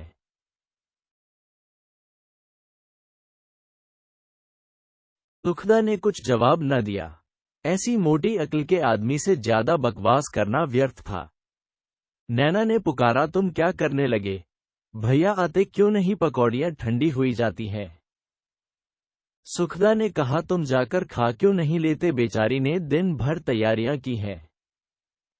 मैं तो तभी जाऊंगा जब तुम भी चलोगी। वादा करो कि फिर दादाजी से लड़ाई न करोगे। अमरकांत ने गंभीर होकर कहा, सुखदा, मैं तुमसे सत्य कहता हूं, मैंने इस लड़ाई से बचने के लिए कोई बात उठा नहीं रखी। इन 2 सालों में मुझमें कितना परिवर्तन हो गया है, कभी कभी मुझे इस पर स्वयं आश्चर्य होता है। मुझे जिन बातों से घृणा थी, वह सब मैंने अंगीकार कर ली, लेकिन अब उस सीमा पर आ गया हूं कि जौ भर भी आगे बढ़ा तो ऐसे गर्त में जा गिरूंगा जिसकी थाह नहीं है। उस सर्वनाश की ओर मुझे मत धकेलो। सुखदा को इस कथन में अपने ऊपर लांछन का आभास हुआ। इसे वह कैसे स्वीकार करती? बोली, इसका तो यही आशय है कि मैं तुम्हारा सर्वनाश करना चाहती हूं। अगर अब तक मेरे व्यवहार का यही तत्व तुमने निकाला है, तो तुम्हें इससे बहुत पहले मुझे विष दे देना चाहिए था। अगर तुम समझते हो कि मैं भोग विलास की दासी हूं और केवल स्वार्थवश तुम्हें समझाती हूं, तो तुम मेरे साथ घोरतम अन्याय कर रहे हो। मैं तुमको बता देना चाहती हूं कि विलासिनी सुखदा अवसर पड़ने पर जितने कष्ट झेलने की सामर्थ्य रखती है, उसकी तुम कल्पना भी नहीं कर सकते। ईश्वर वह दिन न लाए कि मैं तुम्हारे पतन का साधन बनूं। हाँ, जलने के लिए स्वयं चिता बनाना मुझे स्वीकार नहीं। मैं जानती हूं कि तुम थोड़ी बुद्धि से काम लेकर अपने सिद्धांत और धर्म की रक्षा भी कर सकते हो और घर की तबाही को भी रोक सकते हो। दादाजी पढ़े लिखे आदमी हैं, दुनिया देख चुके हैं। अगर तुम्हारे जीवन में कुछ सत्य है, तो उसका उन पर प्रभाव पड़े बगैर नहीं रह सकता। आए दिन की झोड़ से तुम उन्हें और भी कठोर बनाए देते हो। बच्चे भी मार से जिद्दी हो जाते हैं। बूढ़ों की प्रकृति कुछ बच्चों की सी होती है। बच्चों की भांति उन्हें भी तुम सेवा और भक्ति से ही अपना सकते हो। अमर ने पूछा, चोरी का माल खरीदा करूं? कभी नहीं। लड़ाई तो इसी बात पर हुई। तुम उस आदमी से कह सकते थे दादा आ जाए तब लाना। और अगर वह न मानता, उसे तत्काल रुपए की जरूरत थी। आप रम भी तो कोई चीज है। वह पाखंडियों का पाखंड है। तो मैं तुम्हारे निर्जीव आदर्शवाद को भी पाखंडियों का पाखंड समझती हूं। 1 मिनट तक दोनों थके हुए योद्धाओं की भांति दम लेते रहे। तब अमरकांत ने कहा, नैना पुकार रही है। मैं तो तभी चलूंगी जब तुम वह वादा करोगे। अमरकांत ने अविचल भाव से कहा, तुम्हारी खातिर से कहो वादा कर लो, पर मैं उसे पूरा नहीं कर सकता। यही हो सकता है कि मैं घर की किसी बात से सरोकार न रखूं। सुखदा निश्चयात्मक रूप से बोली, यह इससे कहीं अच्छा है कि रोज घर में लड़ाई होती रहे। जब तक इस घर में हो, इस घर की हानि लाभ का तुम्हें विचार करना पड़ेगा। अमर ने अकड़कर कहा, मैं आज इस घर को छोड़ सकता हूं। सुखदा ने बम सा फेंका और मैं। अमर विस्मय से सुखदा का मुंह देखने लगा। सुखदा ने उसी स्वर में कहा, इस घर से मेरा नाता तुम्हारे आधार पर है। जब तुम इस घर में न रहोगे तो मेरे लिए यहां क्या रखा है। जहां तुम रहोगे वहीं मैं भी रहूंगी। अमर ने संशयात्मक स्वर में कहा, तुम अपनी माता के साथ रह सकती हो। माता के साथ क्यों रहूं, मैं किसी की आश्रित नहीं रह सकती। मेरा दुख सुख तुम्हारे साथ है। जिस तरह रखोगे उसी तरह रहूंगी। तुम अपने सिद्धांतों के कितने पक्के हो, मैं प्रण करती हूं कि तुमसे कुछ न मांगूंगी। तुम्हें मेरे कारण जरा भी कष्ट न उठाना पड़ेगा। मैं खुद भी कुछ पैदा कर सकती हूं।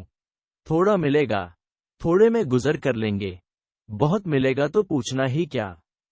जब एक दिन हमें अपनी झोंपड़ी बनानी ही है तो क्यों न अभी से हाथ लगा दें।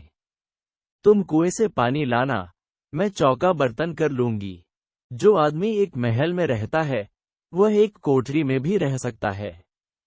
फिर कोई ध्वंस तो न जमा सकेगा। अमरकांत पराभूत हो गया। उसे अपने विषय में तो कोई चिंता नहीं, लेकिन सुखदा के साथ वह यह अत्याचार कैसे कर सकता था। खिसियाकर बोला, वह समय अभी नहीं आया है। सुखदा, क्यों झूठ बोलते हो। तुम्हारे मन में यही भाव है और इससे बड़ा अन्याय तुम मेरे साथ नहीं कर सकते। कष्ट सहने में या सिद्धांत की रक्षा के लिए स्त्रियां कभी पुरुषों से पीछे नहीं रहीं। तुम मुझे मजबूर कर रहे हो कि और कुछ नहीं तो लांछन से बचने के लिए मैं दादाजी से अलग रहने की आज्ञा मांगू। बोलो। अमर लज्जित होकर बोला, मुझे क्षमा करो सुखदा, मैं वादा करता हूं कि दादाजी जैसा कहेंगे वैसा ही करूंगा। इसलिए कि तुम्हें मेरे विषय में संदेह है? नहीं, केवल इसलिए कि मुझ में अभी उतना बल नहीं है। इसी समय नैना आकर दोनों को पकौड़ियां खिलाने के लिए घसीट ले गई। सुखदा प्रसन्न थी। उसने आज बहुत बड़ी विजय पाई थी। अमरकांत झेपा हुआ था। उसके आदर्श और धर्म की आज परीक्षा हो गई थी और उसे अपनी दुर्बलता का ज्ञान हो गया था। ऊंट पहाड़ के नीचे आकर अपनी ऊंचाई देख चुका था। भाग 9। जीवन में कुछ सार है। अमरकांत को इसका अनुभव हो रहा है। वह एक शब्द भी मुंह से ऐसा नहीं निकालना चाहता जिससे सुखदा को दुख हो, क्योंकि वह गर्भवती है। उसकी इच्छा के विरुद्ध वह छोटी से छोटी बात भी नहीं कहना चाहता। वह गर्भवती है। उसे अच्छी अच्छी किताबें पढ़कर सुनाई जाती हैं। रामायण, महाभारत और गीता से अब अमर को विशेष प्रेम है, क्योंकि सुखदा गर्भवती है। बालक के संस्कारों का सदैव ध्यान बना रहता है। सुखदा को प्रसन्न रखने की निरंतर चेष्टा की जाती है। उसे थिएटर, सिनेमा दिखाने में अब अमर को संकोच नहीं होता। कभी फूलों के गजरे आते हैं, कभी कोई मनोरंजन की वस्तु। सुबह शाम वह दुकान पर भी बैठता है। सभाओं की ओर उसकी रुचि नहीं है। वह पुत्र का पिता बनने जा रहा है। इसकी कल्पना से उसमें ऐसा उत्साह भर जाता है कि कभी कभी एकांत में नतमस्तक होकर कृष्ण के चित्र के सामने सिर झुका लेता है। सुखदा तप कर रही है। अमर अपने को नई जिम्मेदारियों के लिए तैयार कर रहा है। अब तक वह समतल भूमि पर था। बहुत संभलकर चलने की उतनी जरूरत न थी। अब वह ऊंचाई पर जा पहुंचा है। वहां बहुत संभलकर पांव रखना पड़ता है। लाला समरकांत भी आजकल बहुत खुश नजर आते हैं। बीसों ही बार अंदर आकर सुखदा से पूछते हैं, किसी चीज की जरूरत तो नहीं है। अमर पर उनकी विशेष कृपा दृष्टि हो गई है। उसके आदर्शवाद को वह उतना बुरा नहीं समझते। एक दिन काले खां को उन्होंने दुकान से खड़े खड़े निकाल दिया। असामियों पर वह उतना नहीं बिगड़ते, उतनी मालिशें नहीं करते। उनका भविष्य उज्जवल हो गया है। एक दिन उनकी रेणुका से बातें हो रही थीं। अमरकांत की निष्ठा की उन्होंने दिल खोलकर प्रशंसा की। रेणुका उतनी प्रसन्न न थी। प्रसव के कष्टों को याद करके वह भयभीत हो जाती थी। बोली, लाला जी, मैं तो भगवान से यही मनाती हूं कि जब हंसाया है तो बीच में रुलाना मत। पहलौठी में बड़ा संकट रहता है। स्त्री का दूसरा जन्म होता है। समरकांत को ऐसी कोई शंका न थी। बोले, मैंने तो बालक का नाम सोच लिया है। उसका नाम होगा रेणुकांत। रेणुका आशंकित होकर बोली, अभी नाम वाम न रखिए। लाला जी इस संकट से उबर हो जाए तो नाम सोच लिया जाएगा। मैं सोचती हूँ दुर्गा पाठ बैठा दीजिए। इस मोहल्ले में एक दाई रहती है, उसे अभी से रख लिया जाए तो अच्छा हो। बिटिया अभी बहुत सी बातें नहीं समझती, दाई उसे संभालती रहेगी। लालाजी ने इस प्रस्ताव को हर्ष से स्वीकार कर लिया। यहां से जब वह घर लौटे तो देखा दुकान पर 2 गोरे और एक मेम बैठे हुए हैं और अमरकांत उनसे बातें कर रहा है। कभी कभी नीचे दर्जे के गोरे यहां अपनी घड़ियां या और कोई चीज बेचने के लिए आ जाते थे। लालाजी उन्हें खूब ठगते थे। वह जानते थे कि ये लोग बदनामी के भय से किसी दूसरी दुकान पर न जाएंगे। उन्होंने जाते ही जाते अमरकांत को हटा दिया और खुद सौदा पटाने लगे। अमरकांत स्पष्टवादी था और यह स्पष्टवादिता का अवसर न था। मेम साहब को सलाम करके पूछा, कहिए मेम साहब, क्या हुक्म है? तीनों शराब के नशे में चूर थे। मेम साहब ने सोने की एक जंजीर निकालकर कहा, सेठ जी, हम इसको बेचना चाहता है। बाबा बहुत बीमार है, उसका दवाई में बहुत खर्च हो गया। समरकांत ने जंजीर लेकर देखा और हाथ में तौलते हुए बोले, इसका सोना तो अच्छा नहीं है। मेम साहब, आपने कहाँ बनवाया था? मेम हंसकर बोली, ओ तुम बराबर यही बात कहता है। सोना बहुत अच्छा है, अंग्रेजी दुकान का बना हुआ है, आप इसको ले लें। समरकांत ने अनिच्छा का भाव दिखाते हुए कहा, बड़ी बड़ी दुकानें ही तो ग्राहकों को उल्टे छुरे से मुनरती हैं। जो कपड़ा यहाँ बाजार में 6 आने गज मिलेगा, वही अंग्रेजी दुकानों पर 12 आने गज से नीचे न मिलेगा। मैं तो 10 रुपये तोले से बेशी नहीं दे सकता। और कुछ नहीं देगा? कुछ और नहीं, यह भी आपकी खातिर है। ये गोरे उस श्रेणी के थे जो अपनी आत्मा को शराब और जुए के हाथों बेच देते हैं। बेटिकट फर्स्ट क्लास में सफर करते हैं, होटल वालों को धोखा देकर उड़ जाते हैं और जब कुछ बस नहीं चलता तो बिगड़े हुए शरीफ बनकर भीख मांगते हैं। तीनों ने आपस में सलाह की और जंजीर बेच डाली। रुपये लेकर दुकान से उतरे और तांगे पर बैठे ही थे कि एक भिखारिन तांगे के पास आकर खड़ी हो गई। वे तीनों रुपये पाने की खुशी में भूले हुए थे कि सहसा उस भिखारिन ने छुरी निकालकर एक गोरे पर वार किया। छुरी उसके मुंह पर आ रही थी। उसने घबराकर मुंह पीछे हटाया तो छाती में चुभ गई। वह तो तांगे पर ही हाय हाय करने लगा। शेष दोनों गोरे तांगे से उतर पड़े और दुकान पर आकर प्राण रक्षा माफना चाहते थे कि भिखारिन ने दूसरे गोरे पर वार कर दिया। छुरी उसकी पसली में पहुंच गई। दुकान पर चढ़ने न पाया था, धड़ाम से गिर पड़ा। भिखारिन लपक कर दुकान पर चढ़ गई और मेम पर झपटी की। अमरकांत हाँ हाँ करके उसकी छुरी छीन लेने को बढ़ा। भिखारिन ने उसे देखकर छुरी फेंक दी और दुकान के नीचे कूदकर खड़ी हो गई। सारे बाजार में हलचल मच गई। एक गोरे ने कई आदमियों को मार डाला है। लाला समरकांत मार डाले गए। अमरकांत को भी चोट आई है। ऐसी दशा में किसे अपनी जान भारी थी जो वहां आता। लोग दुकानें बंद करके भागने लगे। दोनों गोरे जमीन पर पड़े तड़प रहे थे। ऊपर मेम सहमी हुई खड़ी थी और लाला समरकांत अमरकांत का हाथ पकड़कर अंदर घसीट ले जाने की चेष्टा कर रहे थे। भिखारिन भी सिर झुकाए जड़वत खड़ी थी, ऐसी भूली भाली जैसे कुछ किया नहीं है। वह भाग सकती थी, कोई उसका पीछा करने का साहस न करता, पर भागी नहीं। वह आत्मघात कर सकती थी। उसकी छुरी अब भी जमीन पर पड़ी हुई थी, पर उसने आत्मघात भी न किया। वह तो इस तरह खड़ी थी मानो उसे यह सारा दृश्य देखकर विस्मय हो रहा हो। सामने के कई दुकानदार जमा हो गए। पुलिस के 2 जवान भी आ पहुंचे। चारों तरफ से आवाज आने लगी, यही औरत है, यही औरत है। पुलिस वालों ने उसे पकड़ लिया। 10 मिनट में सारा शहर और सारे अधिकारी वहां आकर जमा हो गए। सब तरफ लाल पगड़ियां दीख पड़ती थीं। सिविल सर्जन ने आकर आहतों को उठवाया और अस्पताल ले चले। इधर तहकीकात होने लगी। भिखारिन ने अपना अपराध स्वीकार किया। पुलिस सुपरिंटेंडेंट ने पूछा, तेरी इन आदमियों से कोई अदावत थी? भिखारिन ने कोई जवाब न दिया।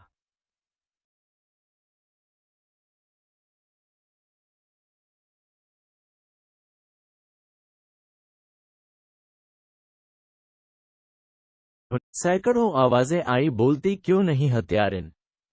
भिखारिन ने दृढ़ता से कहा, मैं हत्यारिन नहीं हूं। इन साहबों को तूने नहीं मारा?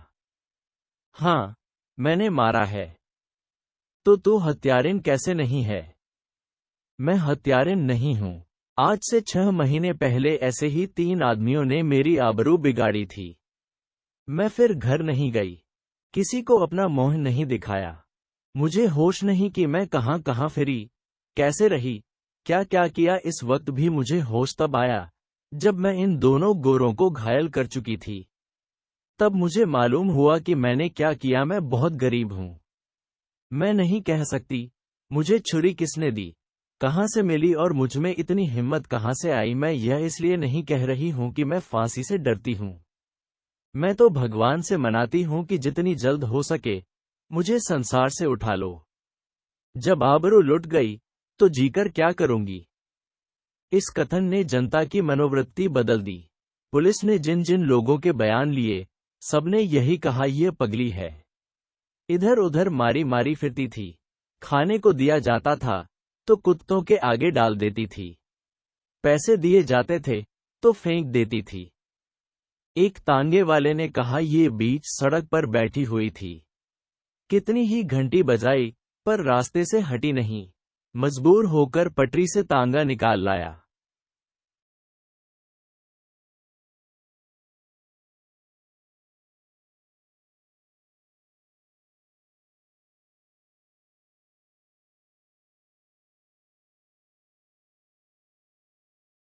पान वाले ने कहा, एक दिन मेरी दुकान पर आकर खड़ी हो गई। मैंने एक बीड़ा दिया, उसे जमीन पर डालकर पैरों से कुचलने लगी, फिर गाती हुई चली गई।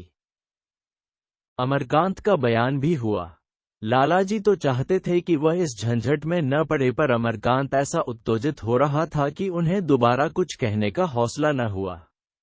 अमर ने सारा वृतांत कह सुनाया। रंग को चोखा करने के लिए 2-4 बातें अपनी तरफ से जोड़ दी।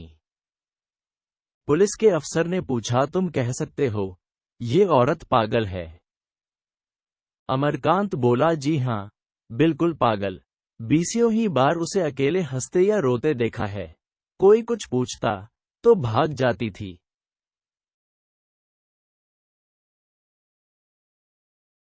ये सब झूठ था। उस दिन के बाद आज यह औरत यहां पहली बार उसे नजर आई थी। संभव है उसने कभी इधर उधर भी देखा हो, पर वह उसे पहचान न सका था।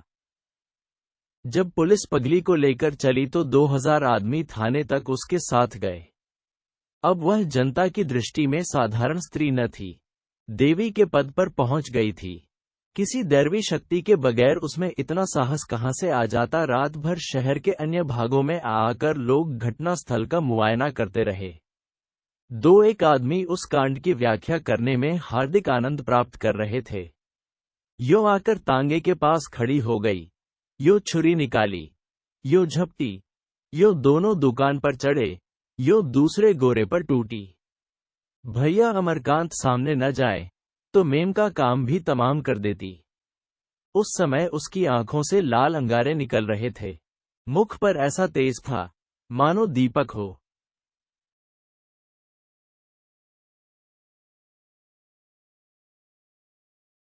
अमरकांत अंदर गया तो देखा नैना भावच का हाथ पकड़े सहमी खड़ी है और सुखदा राजसी कोरोना से आंदोलित सजल नेत्र चारपाई पर बैठी हुई है।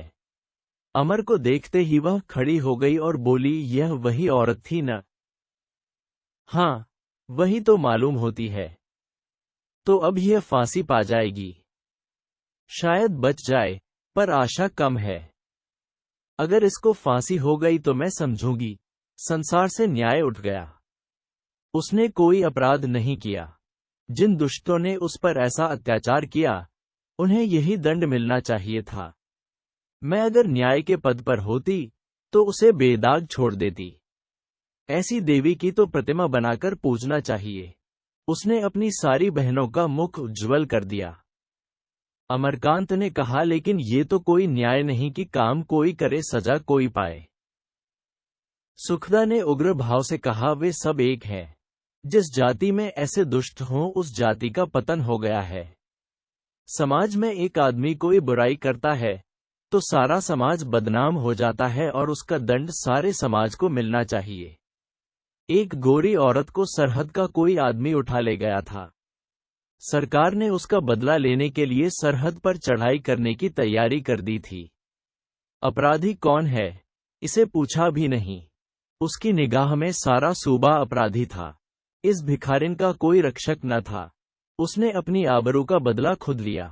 तुम जाकर वकीलों से सलाह लो, फांसी न होने पाए चाहे कितने ही रुपए खर्च हो जाएं। मैं तो कहती हूं, वकीलों को इस मुकदमे की पैरवी मुर्ती करनी चाहिए। ऐसे मुमामले में भी कोई वकील मेहनताना मांगे तो मैं समझूंगी वह मनुष्य नहीं। तुम अपनी सभा में आज जलसा करके चंदा लेना शुरू कर दो। मैं इस दशा में भी इसी शहर से हजारों रुपए जमा कर सकती हूँ। ऐसी कौन नारी है जो उसके लिए नहीं कर दे। अमरकांत ने उसे शांत करने के इरादे से कहा, जो कुछ तुम चाहती हो वह सब होगा। नतीजा कुछ भी हो पर हम अपनी तरफ से कोई बात उठा न रखेंगे। मैं जरा प्रो शांति कुमार के पास जाता हूँ। तुम जाकर आराम से लेटो। मैं भी अम्मा के पास जाऊंगी। तुम मुझे उधर छोड़कर चले जाना। अमर ने आग्रहपूर्वक कहा, तुम चलकर शांति से लेटो, मैं अम्मा से मिलता चला जाऊंगा। सुखदा ने चिढ़कर कहा, ऐसी दशा में जो शांति से लेटे वह मृतक है। इस देवी के लिए तो मुझे प्राण भी देने पड़े तो खुशी से दूं। अम्मा से मैं जो कहूंगी वह तुम नहीं कह सकते। नारी के लिए नारी के हृदय में जो तड़प होगी वह पुरुषों के हृदय में नहीं हो सकती। मैं अम्मा से इस मुकदमे के लिए 5,000 से कम न लूंगी। मुझे उनका धन न चाहिए। चंदा मिले तो वाह वाह, नहीं तो उन्हें खुद निकल आना चाहिए। तांगा बुलवा लो। अमरकांत को आज ज्ञात हुआ विलासिनी के हृदय में कितनी वेदना, कितना स्वजाति प्रेम, कितना उत्सग है। तांगा आया और दोनों रेणुका देवी से मिलने चले। भाग 10। 3 महीने तक सारे शहर में हलचल रही। रोज आदमी सब काम धंधों छोड़कर कचहरी जाते। भिखारिन को एक नजर देख लेने की अभिलाषा सभी को खींच ले जाती। महिलाओं की भी खासी संख्या हो जाती थी। भिखारिन जो ही लारी से उतरती, जय जय की गगन भेदी ध्वनि और पुष्प वर्षा होने लगती। रेणुका और सुखदा तो कचहरी के उठने तक वहीं रहती। जिला मजिस्ट्रेट ने मुकदमे को जजी में भेज दिया और रोज पेशियां होने लगी। पंच नियुक्त हुए। इधर सफाई के वकीलों की एक फौज तैयार की गई। मुकदमे को सबूत की जरूरत न थी। अपराधियानी ने अपराध स्वीकार ही कर लिया था। बस यही निश्चय करना था कि जिस वक्त उसने हत्या की उस वक्त होश में थी या नहीं। शहादतें कहती थीं, वह होश में न थी। डॉक्टर कहता था, उसमें अस्थिरचित होने के कोई चिन्ह नहीं मिलते। डॉक्टर साहब बंगाली थे। जिस दिन वह बयान देकर निकले, उन्हें इतनी धिक्कारें मिली कि बेचारे को घर पहुंचना मुश्किल हो गया। ऐसे अवसरों पर जनता की इच्छा के विरुद्ध किसी ने चो किया और उसे धिक्कार मिली। जनता आत्मनिश्चय के लिए कोई अवसर नहीं देती। उसका शासन किसी तरह की नरमी नहीं करता। रेणुका नगर की रानी बनी हुई थी। मुकदमे की पैरवी का सारा भार उनके ऊपर था। शांति कुमार और अमरकांत उनकी दाहिनी और बाईं भुजाएं थे। लोग आकर खुद चंदा दे जाते, यहाँ तक कि लाला समरकांत भी गुप्त रूप से सहायता कर रहे थे। एक दिन अमरकांत ने पठानिन को कचहरी में देखा। सकीना भी चादर ओढ़े उसके साथ थी। अमरकांत ने पूछा, बैठने को कुछ लाऊं? माताजी, आज आपसे भी न रहा गया। पठानिन बोली, मैं तो रोज आती हूँ बेटा, तुमने मुझे न देखा होगा। ये लड़की मानती ही नहीं। अमरकांत को रूमाल की याद आ गई और वह अनुरोध भी याद आया जो बुढ़िया ने उससे किया था, पर इस हलचल में वह कॉलेज तक तो जा न पाता था। उन बातों का कहां से ख्याल रखता। बुढ़िया ने पूछा, मुकदमे में क्या होगा बेटा? वह औरत छूटेगी कि सजा हो जाएगी? सकीना उसके और समीप आ गई। अमर ने कहा, कुछ कह नहीं सकता माता, छूटने की कोई उम्मीद नहीं मालूम होती, मगर हम प्रीवी काउंसिल तक जाएंगे। पठानिन बोली, ऐसे मामले में भी जज सजा कर दे तो अंधेर है। अमरकांत ने आवेश में कहा, उसे सजा मिले चाहे रिहाई हो, पर उसने दिखा दिया कि भारत की दरिद्र औरतें भी अपनी आबरू की कैसे रक्षा कर सकती हैं। सकीना ने पूछा, तो अमर से? पर दादी की तरफ मोह करके हम दर्शन कर सकेंगे अम्मा। अमर ने तत्परता से कहा, हाँ, दर्शन करने में क्या है, चलो पठानिन, मैं तुम्हें अपने घर की स्त्रियों के साथ बैठा दूं, वहां तुम उन लोगों से बातें भी कर सकोगी। पठानिन बोली, हाँ बेटा, पहले ही दिन से यह लड़की मेरी जान खा रही है। तुमसे मुलाकात ही न होती थी कि पूछूं। कुछ रूमाल बनाए थे, उनसे 2 रुपये मिले। वह दोनों रुपये तभी से संचित कर रखे हुए हैं। चंदा देगी, न हो तो तुम ही ले लो बेटा। औरतों को 2 रुपये देते हुए शर्म आएगी। अमरकांत गरीबों का त्याग देखकर भीतर ही भीतर लज्जित हो गया। वह अपने को कुछ समझने लगा था। जिधर निकल जाता जनता उसका सम्मान करती, लेकिन इन फाकिमस्तों का यह उत्साह देखकर उसकी आंखें खुल गईं। बोला, चंदे की तो अब कोई जरूरत नहीं है अम्मा, रुपए की कमी नहीं है, तुम इसे खर्च कर डालना। हाँ चलो, मैं उन लोगों से तुम्हारी मुलाकात करा दूं। सकीना का उत्साह ठंडा पड़ गया। सिर झुकाकर बोली, जहां गरीबों के रुपए नहीं पूछे जाते वहां गरीबों को कौन पूछेगा? वहां जाकर क्या करोगी? अम्मा आएगी तो यहीं से देख लेना। अमरकांत झेंपता हुआ बोला, नहीं नहीं, ऐसी कोई बात नहीं है अम्मा, वहां तो एक पैसा भी हाथ फैलाकर लिया जाता है। गरीब अमीर की कोई बात नहीं है, मैं खुद गरीब हूं। मैंने तो सिर्फ इस ख्याल से कहा था कि तुम्हें तकलीफ होगी। दोनों अमरकांत के साथ चलीं, तो रास्ते में पठानिन ने धीरे से कहा, मैंने उस दिन तुमसे एक बात कही थी बेटा, शायद तुम भूल गए। अमरकांत ने शर्माते हुए कहा, नहीं नहीं, मुझे याद है, जरा आजकल इसी झंझट में पड़ा रहा। जो ही इधर से फुर्सत मिली मैं अपने दोस्तों से जिक्र करूंगा। अमरकांत दोनों स्त्रियों का रेणुका से परिचय करा के बाहर निकला तो प्रो शांति कुमार से मुठभेड़ हुई। प्रोफेसर ने पूछा, तुम कहां इधर उधर घूम रहे हो जी? किसी वकील का पता नहीं? मुकदमा पेश होने वाला है, आज मुलजिमा का बयान होगा। इन वकीलों से खुदा समझे, जरा सा इजलास पर खड़े क्या हो जाते हैं, गोया सारे संसार को उनकी उपासना करनी चाहिए। इससे कहीं अच्छा था कि 2-1 वकीलों को मेहनताने पर रख लिया जाता। मूर्ति का काम बेगाड़ समझा जाता है। इतनी बेदिली से पैरवी की जा रही है कि मेरा खून खौलने लगता है। नाम सब चाहते हैं, काम कोई नहीं करना चाहता। अगर अच्छी जिरह होती तो पुलिस के सारे गवाह उखड़ जाते, पर यह कौन करता? जानते हैं कि आज मुलजिमा का बयान होगा, फिर भी किसी को फिक्र नहीं। अमरकांत ने कहा, मैं एक एक को इत्तिला दे चुका, कोई न आए तो मैं क्या करूं? शांति कुमार, मुकदमा खत्म हो जाए तो एक एक की खबर लूंगा। इतने में लारी आती दिखाई दी। अमरकांत वकीलों को इत्ताला करने दौड़ा। दर्शक चारों ओर से दौड़ दौड़कर अदालत के कमरे में आ पहुंचे। भिखारिन लारी से उतरी और कटघरे के सामने आकर खड़ी हो गई। उसके आते ही हजारों की आंखें उसकी ओर उठ गईं, पर उन आंखों में एक भी ऐसी न थी जिसमें श्रद्धा न भरी हो। उसके पीले, मुरझाए हुए मुख पर आत्मगौरव की ऐसी कांति थी जो कुत्सित दृष्टि के उठने के पहले ही निराश और पराभूत करके उसमें श्रद्धा को आरोपित कर देती थी।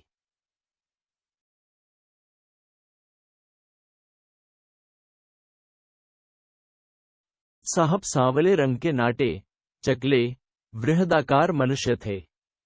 उनकी लंबी नाक और छोटी छोटी आंखें अनायास ही मुस्कुराती मालूम देती थीं। पहले यह महाशय राष्ट्र के उत्साही सेवक थे और कांग्रेस के किसी प्रांतीय जलसे के सभापति हो चुके थे, पर इधर 3 साल से वह जज हो गए थे। अतएव अब राष्ट्रीय आंदोलन से पृथक रहते थे, पर जानने वाले जानते थे कि वह अब भी पत्रों में नाम बदलकर अपने राष्ट्रीय विचारों का प्रतिपादन करते रहते हैं। उनके विषय में कोई शत्रु भी यह कहने का साहस नहीं कर सकता था कि वह किसी दबाव या भय से न्यायपथ से जौ भर विचलित हो सकते हैं। उनकी यही न्यायपरता इस समय भिखारिन की रिहाई में बाधक हो रही थी। जज साहब ने पूछा, तुम्हारा नाम? भिखारिन ने कहा, भिखारिन। तुम्हारे पिता का नाम? पिता का नाम बताकर उन्हें कलंकित नहीं करना चाहती। घर कहाँ है? भिखारिन ने दुखी कंठ से कहा, पूछकर क्या कीजिएगा, आपको इससे क्या काम है? तुम्हारे ऊपर यह अभियोग है कि तुमने 3 तारीख को 2 अंग्रेजों को छुरी से ऐसा जख्मी किया कि दोनों उसी दिन मर गए। तुम्हें यह अपराध स्वीकार है? भिखारिन ने निशंक भाव से कहा, आप उसे अपराध कहते हैं, मैं अपराध नहीं समझती। तुम मारना स्वीकार करती हो? गवाहों ने झूठी गवाही थोड़े ही दी होगी। तुम्हें अपने विषय में कुछ कहना है? भिखारिन ने स्पष्ट स्वर में कहा, मुझे कुछ नहीं कहना है। अपने प्राणों को बचाने के लिए मैं कोई सफाई नहीं देना चाहती। मैं तो ये सोचकर प्रसन्न हूं कि जल्द जीवन का अंत हो जाएगा। मैं दीन अबला हूं। मुझे इतना ही याद है कि कई महीने पहले मेरा सर्वस्व लूट लिया गया और उसके लुट जाने के बाद मेरा जीना वृथा है। मैं उसी दिन मर चुकी। आपके सामने खड़ी बोल रही हूं, पर इस देह में आत्मा नहीं है। उसे मैं जिंदा नहीं कहती, जो किसी को अपना मोह न दिखा सके।